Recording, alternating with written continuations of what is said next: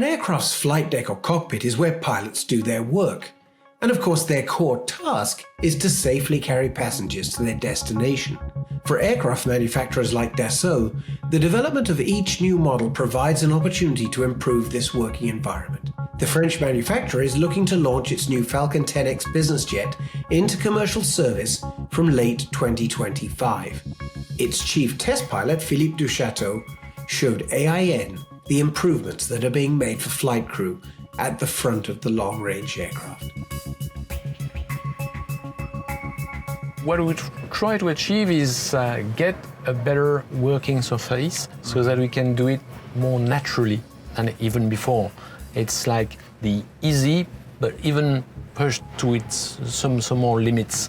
So you have now 4 big screens, as usual on the Falcons, but also 4 smaller screens, and all that is fully interactive. All those screens are touch screens, but you can also do it the old way, because touch screens are not so nice when you have turbulences and strong conditions or bad weather.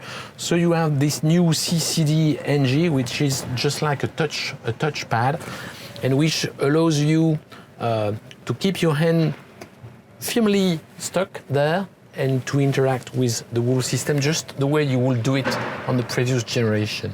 So it's an add-on, basically.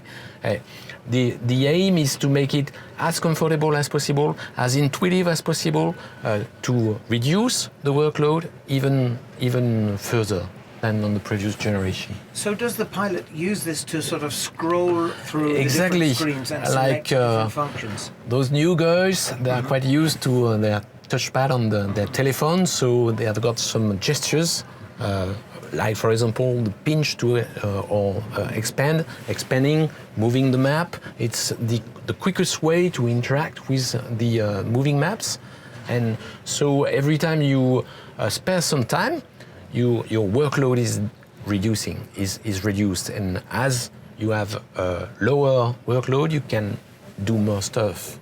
Okay, and so we started integrating a lot of different functions, like for example what we call the open world. Open world is applications that you will find very useful and that you can fully integrate in the cockpit, like for example weather applications or applications to optimize your trajectory and your fuel consumptions, which are going to be fully integrated inside the cockpit. Sure. Yeah. And of course, it's a 2-pilot aircraft. Yeah, You're sitting in the captain's seat, but you would have a colleague on the right. Yes. Can you switch roles and switch functions? Yes. According to So when you say it's a 2-pilot cockpit, we try to develop what we call extend multi-crew operation, which means that we want the crew to be up to full speed for the heavy workload phases, which are landing and takeoff. But when you're cruising for hours, it's not such a workload. So basically, you can get the seat to full flat position and get one of the guys take some rest, so that is in better shape when times comes to do the approach and in a busy airfields and so on. So the idea is there. It's still a 2-pilot aircraft. All the takeoffs and landing will be done as a pair, as a 2-pilot aircraft. But on the low workload phase, one of the guys can get a good rest and an efficient rest to be in better shape for landing. And is this throttle here, is this an auto throttle? It is an auto throttle, but also it's just one throttle for 2 engines. We had that in the Rafale right from the beginning, and it's much easier. No more wondering which throttle to put to idle or to cut off. No more getting confused with all that. So you have on the overhead control panel 2 switches that will allow you to fix any setting, for example, or to go to idle on one engine, or say, for example, you had a bird strike and you find out that 80% is a good RPM setting with not too much vibration, so you can put it to 80%, and then you will have one engine stuck to 80% and you will have full control on the other one. And for the approach and landing, it will be exactly the same.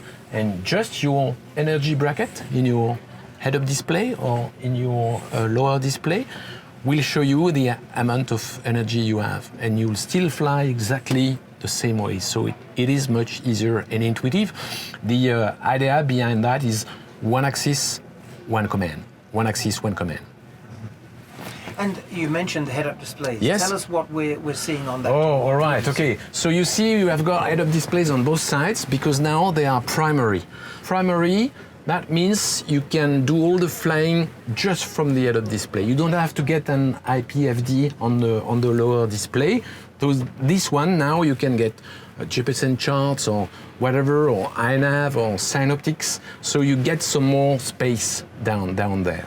And obviously we added the Falcon Eye function, which is an enhanced picture using infrared and digital terrain so as to give you the best possible representation of what's out there, even in bad conditions.